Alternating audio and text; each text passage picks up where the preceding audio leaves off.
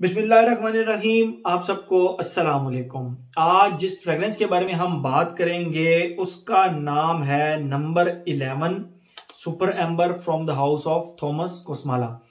Thomas Kosmala की fragrances पहले numbering के लिहाज से आती थी, नंबर 1, 2, 3 इस तरह 10 तक।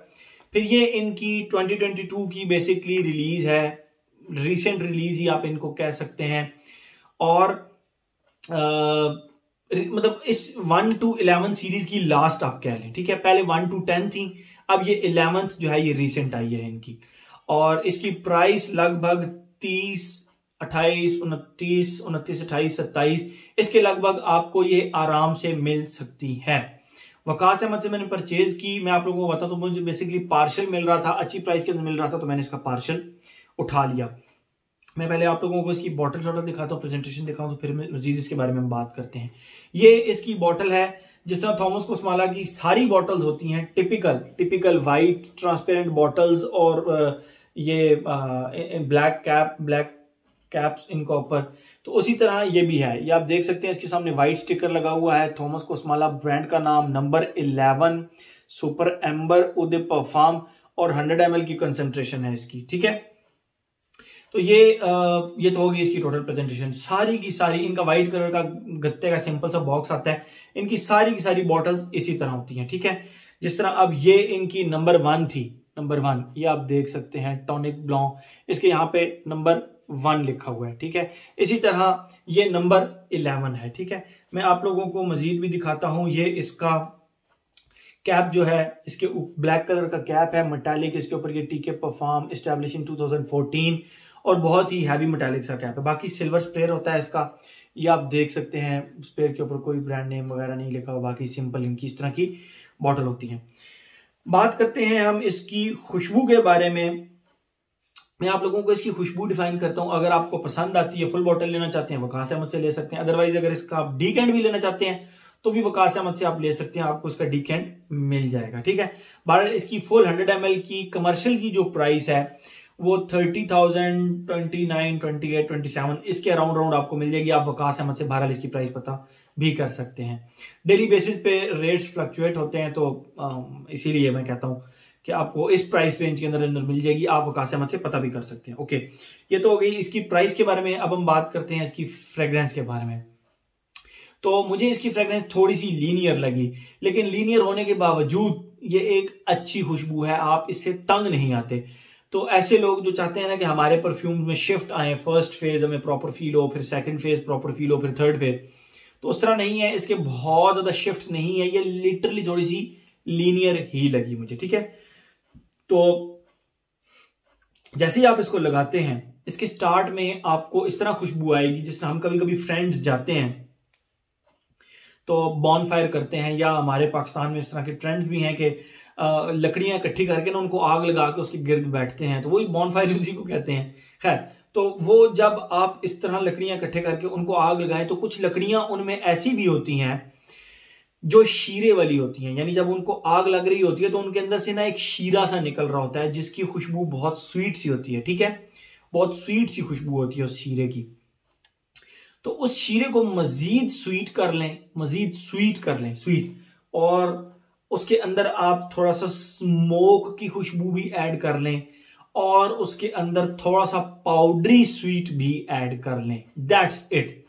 वो वुडी शीरे की खुशबू, यानी जो वुड से वो शीरा निकल रहा होता है उसकी खुशबू, प्लस स्मोक की खुशबू, एंड प्लस आप इसके अंदर कह सकते हैं कि एक पाउडरी से स्वीट से पाउडर की खुशबू। यानी वो जो स्वीट सा पाउडर है वो बेसिकली तो बेंजोइन है, लेकिन बेंजोइन की खुशबू इस तरह होती है जिस तरह क्रश्ड शुगर का पाउडर होता है ना, इस तरह की डस्टी सी खुशबू होती है। तो इन तीन चीजों को आप मिक्स करें तो जो खुशबू आपके जहन में अगर आएगी ना, तो वो इसकी खुशबू है, ठीक है। और ये इतनी रिफाइंड है कि आपको ना स्मोक ज्यादा फील होगा, ना आपको वो स्वीट शीरे की खुशबू ज्यादा फील होगी, ना वो डस्टी से स्वीट पाउडर की खुशबू ज्यादा फील होगी, बल्कि हर चीज आपको बैलेंस्ड लगेगी। अब यहां पे अगर आप कहें कि ये बाय द फायर प्लेस की तरह तो नहीं है, तो नहीं, ये बाय द फायरप्लेस की तरह नहीं है, ना ही ये अमवाज के इंटरलूड ब्लैक आयरिस की तरह है, ना अमवाज के इंटरलूड अमवाज के इंटरलूड की तरह है। उसकी रीजन ये है कि जो इसकी स्वीटनेस है वो बहुत ज्यादा काबिल हजम है। जो इसका स्मोक है वो बहुत ज्यादा बैलेंस्ड है, ठीक है। ये उन तमाम फ्रेग्रेंसेस से डिफरेंट है। तो बहुत ही जबरदस्त किस्म का काम किया है थॉमस कोस्माला ने। और इसका जो स्वीटनेस आ रही है, इसकी जो शीरे की स्वीटनेस आ रही है वो भी बहुत ही बैलेंस्ड है। वो बहुत ज्यादा रफ साइड पे नहीं चली जाती, वो बहुत ज्यादा आप कह लें कि सॉफ्ट वाली तरफ भी नहीं चली जाती। बड़ी बैलेंस्ड और दरमियानी सी इसकी खुशबू है, ठीक है। ये तो होगी इसकी खुशबू, और ये इसी तरह रहती है। एंड पे जाके बस वो जो शीरे की खुशबू है वो थोड़ी कम हो जाती है, और थोड़ा सा आप कह सकते हैं कि वो जो स्मोक की खुशबू है वो कम हो जाती है, और एंड पे बस ये पाउडरी स्वीट पाउडरी रह जाती है। दैट्स इट, ठीक है। ये तो हो गई इसकी खुशबू। अब हम आते हैं अपने पैटर्न की तरफ, एज, जेंडर, लॉन्जेविटी, प्रोजेक्शन की तरफ। एज की बात करें तो अगर आप लोगों को स्वीट फ्रेग्रेंसेस पसंद हैं तो यू मस्ट ट्राई दिस। आप इसको ट्राई करें, आपको ये बहुत ज्यादा अच्छी लगेगी। Sweet and smoky type fragrances तो आपको बहुत ज्यादा अच्छी लगेगी। एज का इसके साथ कोई ताल्लुक नहीं है। यंगस्टर्स भी इक्वली लगा सकते हैं, मिड एज वाले भी और ओल्ड एज वाले भी इक्वली इसको लगा सकते हैं, लाइक कर सकते हैं, ठीक है।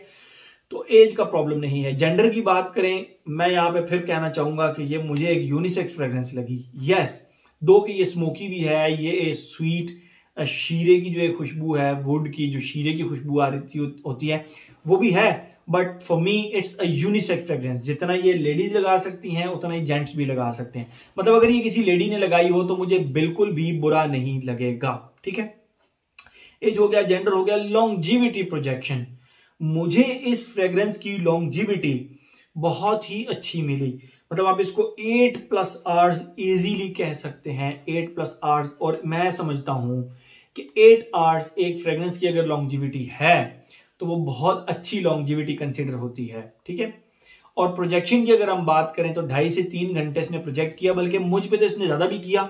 मैं ऑन द सेफ साइड सिर्फ ये कहूंगा कि 2.5 से 3 घंटे इसने प्रोजेक्ट किया और बहुत अच्छा प्रोजेक्ट किया, ठीक है।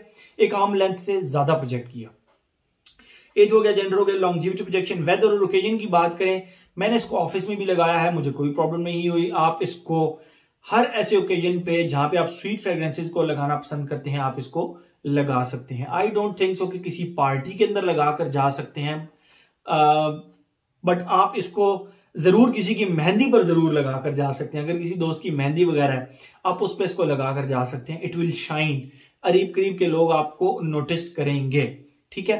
तो ओकेजन की बात होगी। वेदर, जब मैंने ये खुशबू परचेज की और मैंने जब इसको ट्राई किया फर्स्ट टाइम, जब इसको स्प्रेयर से, तो मुझे लगा कि यार शायद ये बहुत ज्यादा कोई विंटर्स की फ्रेग्रेंस होगी, बट नो, आप इसको समर्स में भी लगा सकते हैं। मैंने आपको जिस तरह स्टार्ट में बताया था कि बहुत ही बैलेंस्ड है इसके अंदर सारा कुछ, वुड का शीरा भी, स्मोक भी और पाउडरी, स्वीट पाउडरी भी बहुत बैलेंस्ड है। तो इसमें कोई ऐसी चीज नहीं है जो कि आपको लगे कि यार ये समर्स में नहीं लगा सकते। आप उसको समर्स में भी इक्वली लगा सकते हैं, ठीक है। समर्स में लगा सकते हैं, फॉल में लगा सकते हैं, विंटर में लगा सकते हैं। तो अगर ऑल सीजन कहा जाए तो मेरे ख्याल में गलत नहीं होगा। समर्स में भी आप इसको इक्वली एंजॉय करेंगे। बट फिर कहना चाहूंगा, फॉल एंड विंटर की तो है ही है, मैं समर्स में भी इसको लगा सकता हूं। I have no issue with that. तो मेरे ख्याल में हर एस्पेक्ट इसका हमने कवर कर लिया। प्राइस भी बता दी, वकास अहमद से ली, age, gender, longevity, projection, weather, occasion, सब कुछ बता दिया। तो ये था जी हमारा थॉमस कोस्माला का number 11 super amber. Thank you so much.